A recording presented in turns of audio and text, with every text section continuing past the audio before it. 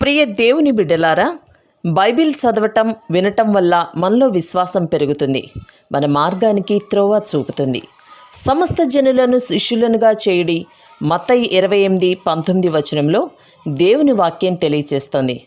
Telugu బైబిల్స్ను RRK మూర్తి గారు research చేసి విశ్లేషణ చేసిన బైబిల్లోని ప్రతి అధ్యాయాలను వచనాలను వరుస క్రమంలో అనగా ఆదికాండం నుండి ప్రకటనా గ్రంథం వరకు ఇవ్వబడుతుంది. ప్రతి ఒక్కరూ ఆధ్యాత్మికంగా విశ్వాసంలో బలపడి మీ జీవితంలో ఎదుర్కొంటున్న సమస్యల నుండి విడుదల పొందండి. ప్రతి ఒక్కరూ మీ దీవెన టీవీని సబ్స్క్రైబ్ చేసి ఈ వాక్యాన్ని లైక్ చేసి మీ మిత్రులకు బంధువులకు షేర్ చేయండి. దేవుని సువార్తను ప్రకటింపబడుటలో మీరు పాలిభాగస్తులు కండి. సోదరీ సోదరులారా, మీ బైబిళ్ళు తెరవండి.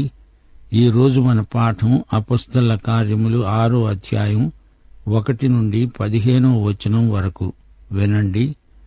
ఆ దినములలో శిష్యుల సంఖ్య విస్తరిస్తున్నప్పుడు అనుదిన పరిచర్యలో తమలోని విధవరాండ్రను చిన్నచూపు చూచారని హెబ్రీయుల మీద గ్రీకు భాష మాట్లాడే యూదులు సణగసాగారు.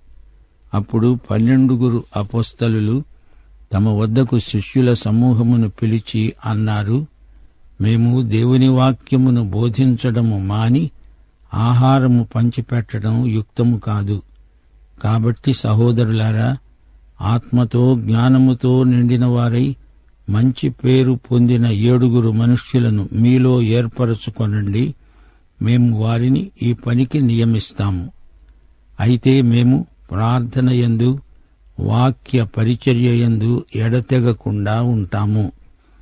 ఈ మాట జనసమూహమంతటికీ ఇష్టమైనందున వారు విశ్వాసముతో పరిశుద్ధాత్మతో నిండిన వాడైన స్తెఫను, ఫిలిప్పు, ప్రోకోరు, నికానోరు, తీమోను, పర్మెనాసు, యూదమత ప్రవిష్టుడైన అంతియొకయ్య వాడగు నికోలాసు అనే వారిని ఏర్పరచుకున్నారు. వారిని అపొస్తలుల ఎదుట నిలువబెట్టారు. వీరు ప్రార్థన చేసి వారి మీద చేతులుంచారు. శ్రోతలు వింటున్నారా? ప్రథమ సంఘంలో విభేదం పుట్టుకొచ్చింది. అననీయ సప్పీరాలు విశ్వాసులే, రక్షించబడిన వారే, గాని వారు ఆదిమ సంఘంలో నిలువలేకపోయారు. వారిలో అబద్ధం ఉంది. ఇప్పుడు ఈ అధ్యాయంలో సంఘంలో కొందరు సణగసాగారు. అపొస్తలులు సంఘ పరిచారకులను నియమించారు. ఆ పరిచారకులలో ఒకడు స్తెఫను. ఇతడి మీద అభియోగం మోపి ఇతణ్ణి బంధించారు. విచారణ కోసం అతణ్ణి న్యాయస్థానానికి ఈడ్చుకొచ్చారు. సంఘ చరిత్రలో అవి ప్రథమ దినాలు. అందరూ సమిష్టిగా ఉండాలని ఆశించారు. అలా అట్టే కాలం ఉండలేకపోయారు. సంఘములోకి శరీరానుసారమైన మనస్సు ప్రవేశించింది. గ్రీకు వారు హెబ్రీయులపై సణిగారు. వీరి మధ్య జాతి భేదమేమీ కాదు, భాషా భేదం మాత్రమే. భాష వారి సంస్కృతిని వ్యక్తం చేస్తుంది. యెరూషలేములోని యూదులు మోషే ధర్మశాస్త్రాన్ని అనుసరిస్తారు. ఈ ఇరుపక్షాల వారి మధ్య అభిప్రాయ భేదాలు తలెత్తాయి. ఆ రోజుల్లో యెరూషలేము సంఘంలో ఇంచుమించు 25,000 మంది విశ్వాసులున్నారు. ఆదిమ సంఘం ఆదర్శ సంఘం, ఏ లోపము లేనిది అనుకుంటున్నారా? అప్పటి సంఘం అధికార చైతన్యం గల సంఘం. ఇప్పటి సంఘం సమస్యాత్మక చైతన్యంతో సతమతమవుతోంది అంటూ కొందరు సిద్ధాంతీకరిస్తారు. అది సరికాదు. నాడు నేడు సంఘానికి అధికారము, సమస్యలు ఉన్నాయి. దేవుడు సంఘానికి ఎంతో పదోన్నతి అనుగ్రహించాడు. కాని సైతానీయ ధోరణులు వచ్చి సంఘంలో కలవరము, విభేదాలు తెచ్చిపెట్టాయి. డబ్బు, వస్తువులు పంచిపెట్టడంలో స్వార్థము, శరీరానుసారమైన మనస్సు ప్రవేశించింది. గ్రీకు భాష మాట్లాడేవారు సణిగారు. గ్రీకు గుంపు చిన్నది, మమ్ములను చిన్నచూపు చూస్తున్నారు. మా మధ్య ఉన్న విధవరాండ్రను హెబ్రీ విధవరాండ్రతో సమానంగా చూడరెందుకని? ఇంత పక్షపాతమా? ఈ సంగతి అపొస్తలులకు ఫిర్యాదు చేశారు. వారు ఈ సమస్యను జాగ్రత్తగా పరిశీలించారు. మేము వాక్య అధ్యయనం చేయాలి, వాక్యం ఉపదేశించాలి. ఈ విధంగా సమయమంతా ద్రవ్యం పంచటంలో గడపటం భావ్యం కాదు, అది మీరే చూసుకోవాలి. మేము ప్రార్థన చేస్తాము అన్నారు. అపొస్తలులు ఈ పరిచర్య కోసమై నమ్మకమైన వారిని ప్రత్యేకించి నియమిస్తాము అన్నారు. ఈ రోజున కొన్ని సంఘాలు కాపరి మీదనే ఈ బాధ్యతలన్నీ పడేశారు. సంఘం ఎదుగుదలకు ఇదొక ఆటంకమై చిల్లర గొడవల్లో పడి ఆధ్యాత్మిక క్షీణం ప్రాప్తిస్తోంది. పరిచారకుల అర్హతలేవి? ఆత్మతో జ్ఞానంతో నిండిన వారై ఉండాలి, నలుగురిలో మంచి పేరు పొందిన వారై ఉండాలి. ఎఫెసీ పత్రిక 5వ అధ్యాయం 18వ వచనం, మద్యముతో కాదు పరిశుద్ధాత్మతో నిండిన వారే పరిచారకులవడానికి యోగ్యులు. ఆధ్యాత్మిక సత్యాలను వ్యక్తిగతంగా అన్వయించుకోగలవారే జ్ఞానులు. ఆధ్యాత్మికమైన దృక్పథంతో సమస్యలను పరిష్కరించగలవాడే జ్ఞాని. స్టెఫనుకు ఈ యోగ్యతలన్నీ ఉన్నాయి. ఆత్మ ప్రేరణతో స్టెఫను మాట్లాడుతూ ఉంటే ఎవరూ ఎదిరించలేకపోయారు. రక్షించే విశ్వాసం మాత్రమే కాదు, జీవించే విశ్వాసము, సేవించే విశ్వాసము అతనికున్నాయి. సాక్ష్యమిచ్చే విశ్వాసం కూడా ఉంది. అతడు విశ్వాసంతో నిండినవాడు. పరిచారకులను ఎంపిక చెయ్యాలి. 7 అభ్యర్థులున్నారు. అందరి పేర్లలో మొదట ఉంది స్టెఫను పేరు. సంఘంలో ఎవరికి అప్పగించబడిన బాధ్యతలు వారే నమ్మకంగా నిర్వర్తించాలి. స్టెఫను, ఫిలిప్పు ఈ 2 పేర్లు మనకు చిరపరిచితం. వారిద్దరూ ఆధ్యాత్మిక వ్యక్తులు. వారు పరిచారకులు. అపొస్తలులు 7 మీద చేతులుంచి వారిని సంఘ సేవకులుగా నియమించారు. హస్త నిక్షేపణ అంటే ఏమిటి? దానిని దేవుడు ఎందుకు నిర్దేశించాడు? పాత నిబంధనలో లేవియ కాండంలో ఒక వ్యక్తి బలిపశువు మీద చెయ్యి ఉంచుతాడు. అనగా అతడు ఆ బలిపశువుతో తనను తాను సంయుక్తపరుచుకుంటున్నాడు. బలిపశువు అతని స్థానాన్ని ఆక్రమించింది. అది తనకు ప్రత్యామ్నాయం అని అర్థం. అపొస్తలులు పరిచారకులపై చేతులుంచారంటే వారు అపొస్తలులతో పాలివారు. సేవలో వారు అపొస్తలులకు జతపనివారు. వీరు సేవకై ప్రత్యేకించబడిన వారు. క్రీస్తుకు సంబంధించిన విషయాలలో అందరికీ భాగం ఉంది, సహవాసముంది. విశ్వాసులందరి పక్షాన వీరు సేవ చేస్తారు. స్టెఫను, ఫిలిప్పు ప్రభృతులు వీరు చేసే సేవ భౌతిక అక్కరలకు సంబంధించింది. సంఘ బిడ్డల అక్కరలను సంఘమే తీరుస్తుంది. అది ఆదిమ సంఘ విధానం. సంఘ బిడ్డలకు ఏది అవసరమో అది సంఘము బాధ్యత.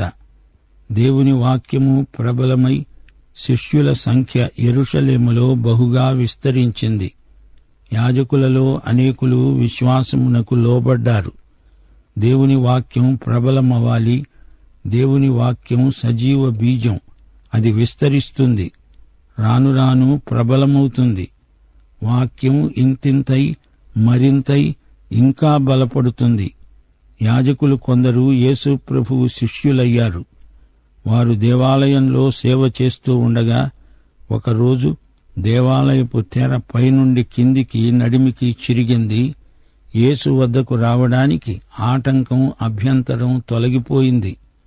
8వ వచనం నుండి స్టెఫను కృపతో బలముతో నిండినవాడై ప్రజల మధ్య మహత్కార్యములను, గొప్ప సూచక క్రియలను చేస్తూ ఉన్నాడు. అప్పుడు లిబర్తీనులు అనబడిన సమాజములో, కురేనీయుల సమాజములో, అలెగ్జాంద్రియుల సమాజములో, కిలికియ నుండి, ఆసియా నుండి వచ్చిన వారిలో కొందరు వచ్చి స్టెఫనుతో తర్కించారు గాని మాట్లాడటమందు అతడు అగపరిచిన జ్ఞానమును, అతణ్ణి ప్రేరేపించిన ఆత్మను వారు ఎదిరించలేకపోయారు.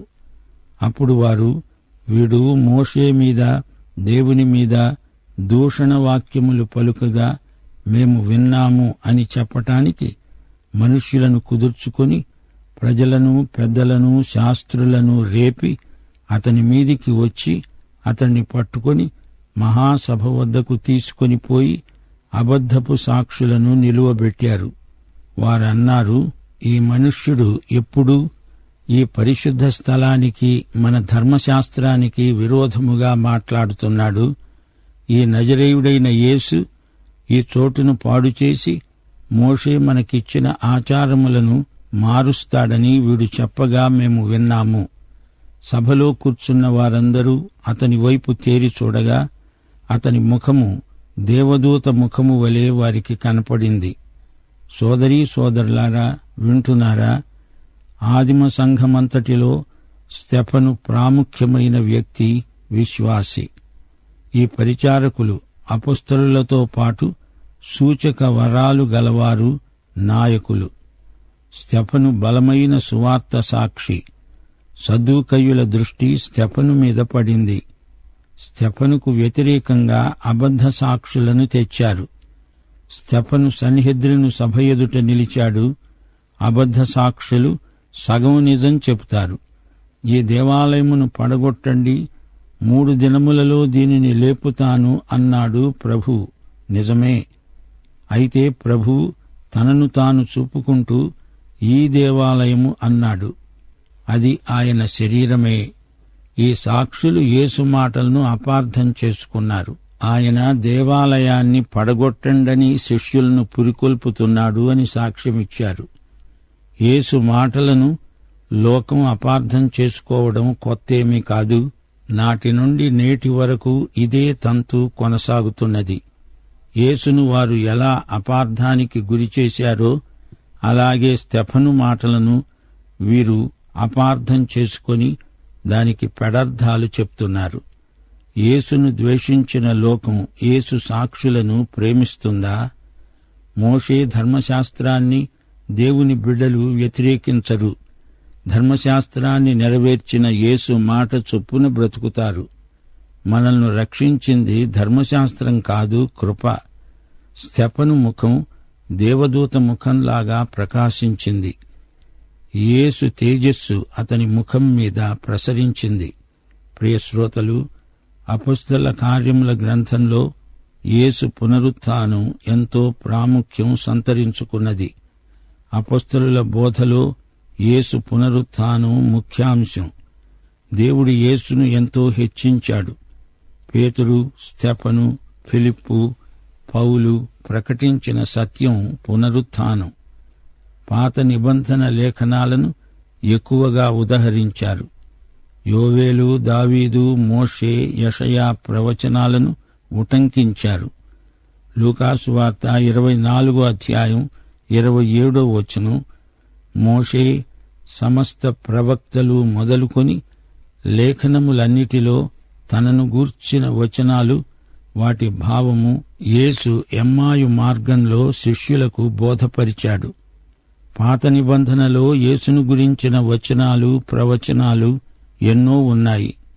పునరుత్థానుడైన యేసు శిష్యులకు తెలియజెప్పిన అంశాలకు అపొస్తలుల కార్యముల గ్రంథం వ్యాఖ్యానమని చెప్పవచ్చు. స్తెఫను 7వ అధ్యాయంలో చేయబోయే ప్రసంగమంతటిలో నెరవేరిన ప్రవచనాలు ఎలా చరిత్రలో భాగమైనది తేటగా చూపబడింది. అపొస్తలుల కార్యములు 6వ అధ్యాయం 11వ వచనంలో వారన్నారు, ఈ స్తెఫను మోషే మీద, దేవుని మీద దూషణ వాక్యములు పలికాడు. అనగా స్తెఫను చరిత్రకు చేసిన వ్యాఖ్యానాన్ని వారు దైవదూషణ అన్నారు. ఈ అధ్యాయంలో శిష్యుల సంఖ్య ఎంతో విస్తరించింది. యేసు శిష్యులు ఎందరెందరో ఉన్నారు. సంఘంలో సణుగు మొదలైంది. అందరూ సమిష్టిగా జీవించటంలో అపశృతులు వస్తున్నాయి. అపొస్తలులు సంఘనాయకత్వంలో కొత్త వరవడి ప్రవేశపెట్టారు. బాధ్యతలను కొందరు యువకులకు పంచారు. నేర్పు, తలాంతులు గలవారిని ఎన్నుకొని వారికి ఇలాంటి బాధ్యతలను అప్పగించారు. దేవుని వాక్యం బోధించే పరిచర్య మాది, బలల వద్ద పరిచర్య చేయడం అనగా ఆహారం పంచిపెట్టడం మా పని కాదు అని స్పష్టం చేశారు. 7 అభ్యర్థులను వారు ఎంపిక చేశారు. సంఘ పరిచర్యకు అవసరమైన యోగ్యతలు పేర్కొనబడ్డాయి. బలమైన విశ్వాసము గలవాడు, ఆత్మపూర్ణుడైన వాడు మాత్రమే సంఘ పరిచర్యకు తగినవాడు. విశ్వాసము అంటే పనిచేసే విశ్వాసం.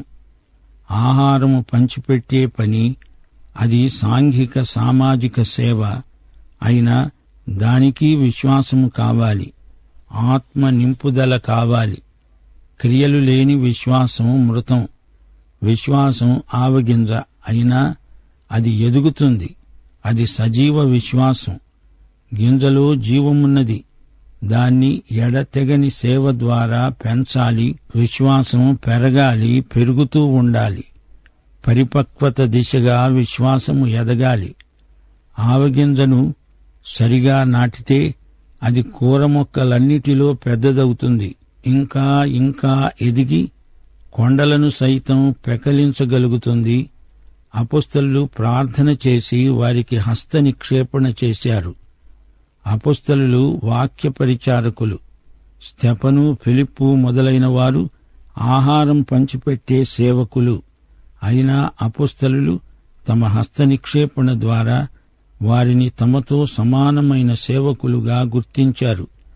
సువార్త సేవ, సాంఘిక సేవ ఈ 2 యేసు ప్రభు ఆమోదించినవే. ఈ 2 యేసు ప్రభు యొక్క 2 చేతులు.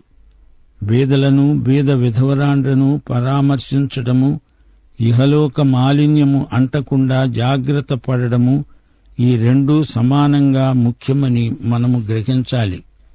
ప్రార్థన, వాక్య పరిచర్య ఎంత ముఖ్యమో ఆహారము పంచిపెట్టే పని కూడా అంత ముఖ్యమే. సంఘ నాయకులు ఈ 2 సేవల మధ్య సమతౌల్యం కలిగి ఉండాలి. పరిచారకులందరిలో స్తెఫను, ఫిలిప్పు పేర్లు ముందు చెప్పబడడం విశేషం. నికోలాసు యూదమత ప్రవిష్టుడు, అంటే అన్యమతస్థుడు. యూదమతంలో ప్రవేశించి యూదమత ప్రవిష్టుడయ్యాడు. అయితే ప్రియ సోదరీ సోదరులారా, వింటున్నారా? క్రైస్తవ మత ప్రవిష్టులని ఉండరు. యూదులది మతం, కాని క్రైస్తవులకు మతం లేదు. క్రీస్తే ఉన్నాడు. పౌలు ఏమన్నాడు? నా మటుకైతే బ్రతకటం యూదమతం అన్నాడా? నా మటుకైతే బ్రతుకుట క్రీస్తే అన్నాడు. క్రీస్తును నమ్మిన వారికి క్రీస్తే బ్రతుకు. బ్రతకటమంటే క్రీస్తే. మనలను రక్షించింది మతం కాదు, క్రీస్తు. లోకంలో అనేక మతాలున్నాయి, కాని క్రీస్తు ఒక్కడే. దేవుని వాక్యము ప్రబలమైంది. వాక్యం పెరిగింది, వృద్ధి చెందింది, వ్యాపించింది. వాక్యం ప్రబలమవుతున్న కొద్దీ శిష్యుల సంఖ్య విస్తరించింది. యేసు శిష్యులు సంఖ్యలో ఎలా వృద్ధి చెందుతారు? మత్తయి సువార్త 28వ అధ్యాయం 20వ వచనం. ప్రభు అన్నాడు, నేను మీకు ఏ ఏ సంగతులను ఆజ్ఞాపించానో వాటినన్నిటినీ గైకొనాలని వారికి బోధించండి. ఇదిగో నేను యుగ సమాప్తి వరకు సదాకాలము మీతో కూడా ఉన్నాను. శిష్యులు ఇంకా అనేక మందిని శిష్యులనుగా చేయాలి. యాజకులలో అనేకులు విశ్వాసానికి లోబడ్డారు, అంటే విశ్వసనీయులైనారు. యేసు నమ్మకమైనవాడు, యేసు శిష్యులు నమ్మకమైనవారు. విమోచన, బహుమానం, తీర్పు విషయంలో యేసు ఎంతైనా నమ్మదగినవాడు. 1 కొరింథీ 1వ అధ్యాయం 9వ వచనం. మన ప్రభువైన యేసుక్రీస్తు అనే తన కుమారుని సహవాసానికి మనల్ని పిలిచిన దేవుడు నమ్మకమైనవాడు. స్తెఫను కృపతో నిండినవాడు.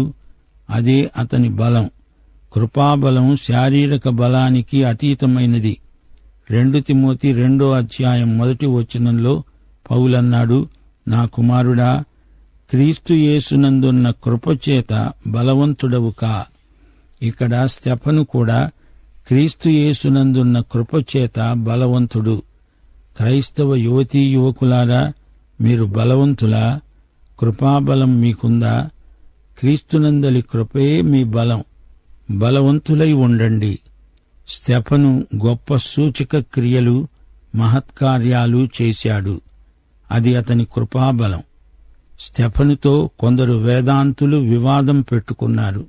స్తెఫను వారితో మాట్లాడాడు. స్తెఫను మాటల్లో జ్ఞానం ఉట్టిపడుతోంది. స్తెఫను కనపరిచిన జ్ఞానం ఎలాంటిది? యాకోబు పత్రిక 3వ అధ్యాయం 17వ వచనం, పైనుండి వచ్చే జ్ఞానము పవిత్రమైనది, సమాధానకరమైనది, మృదువైనది, సులభముగా లోబడేది, అంటే వాక్యానికి దేవునికి లోబడేది, కనికరముతో మంచి ఫలములతో నిండినది, పక్షపాతము వేషధారణ లేనిది. స్తెఫనును ప్రేరేపించిన ఆత్మకు ఎదురులేదు. ఆత్మ ప్రేరణ గలవారు వివాదాలను రెచ్చగొట్టరు, సమస్యను సమాధానపూర్వకంగా పరిష్కరిస్తారు. స్తెఫనుకు వ్యతిరేకంగా కొందరు సాక్షులను పోగు చేశారు.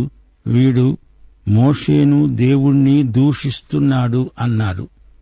మోషే ధర్మశాస్త్రానికి దేవునికి సంబంధించిన తమ స్వంత వివరణే సరైందని, మిగతాదంతా దైవదూషణ అని తీర్పు చెబుతున్నారు.